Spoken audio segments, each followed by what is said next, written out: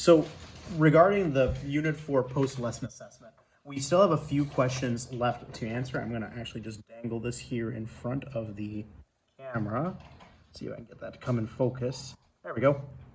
So the first question is, why does examining profit over assets ratio reduce the risk of, well, cooking the books or making your finances look better than they actually are?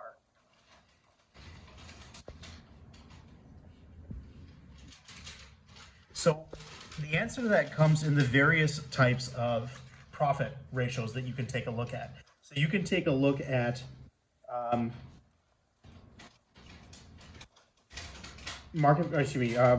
profit ratios where it is profit over asset. You can do it profit over sales, and then the other third cluster is profit over equity. Profit over sales, the problem is that sales includes not just the liquid cash or the assets that you've collected from the people that you've sold to, but it also includes uncollected notes or sales revenue that you're still waiting on to collect from your clients. Total assets or a profit over assets actually eliminates that. So you can imagine a scenario where you are basically selling your product to shell companies that are not really going to be paying you back. You can actually make your profit over sales look very, very favorable because you've made a whole lot of sales even though you haven't necessarily collected the money. Taking a look at profit over assets gets rid of that bias because it only takes into account the money that you've actually collected from the customers that you've sold to. Question 10. So cook the books for me. How would you artificially inflate the return on equity or ROE? So to answer that question, we need to go over what ROE or return on equity stands for. It is essentially the earnings after taxes, or the EAT, minus the preferred dividend, which is essentially the net profit after taxes, and divide that by the common equity. Essentially, the EAT, essentially what you're doing is you're comparing the net profit to the amount of money that shareholders have sunk into the company. If you want to make this look particularly favorable for your company, all you really have to do is take out a loan for your company.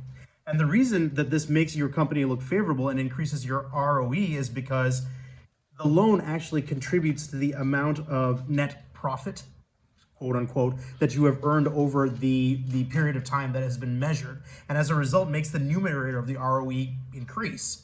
Now, technically, a loan is something you're going to have to pay back later on.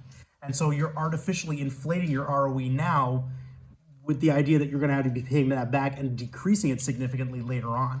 And so when you're taking a look to make sure that you're not cooking the books with your ROE, you also have to take into account some of the other margins, specifically the debt margins that go along with it, to make sure that you're not taking out too much debt in the form of loans. Last question is, based off of the limitations of ratio analysis, is it easier to get higher fidelity returns from a trend analysis or from a cross-sectional analysis? So the short answer to that, it is much easier to get higher fidelity results from trend analyses because you have a single company. So you're comparing one company to itself over multiple years, as opposed to comparing one company to other companies over over a single period of time. As a result of that, since you only have one company, you have essentially the same comparison in terms of how the accounts are made, the various, for example, the accounting ratios, whether they're doing quick ratios or whether they're calculating in their accounts in other manners. You would have to standardize that for every single company if you're doing a cross-sectional analysis, which means it's not impossible to get high fidelity results from a cross-sectional analysis. It's just simply harder to compare apples to oranges. You basically have to standardize the fruit, so to speak, to its lowest common denominator. Whereas if you have the same apple and you're just watching it rot over time, it's very easy to compare that same apple to itself. Where this becomes important is when you're comparing various companies or when you're taking a look at a company in an industry, say for example, a school or a school system, it actually makes more sense to compare it to itself over time because you don't have to standardize for all of the financial ratios. in between multiple different school districts. You just have the one with the same accounting. Comparing a school district now to multiple other districts, you may not necessarily get high fidelity results, and you actually may end up getting garbage data when you try to compare one school district to another, just for example. Questions about that? Okay. With that in mind, we're going to go then shift over to the next segment for Unit 5.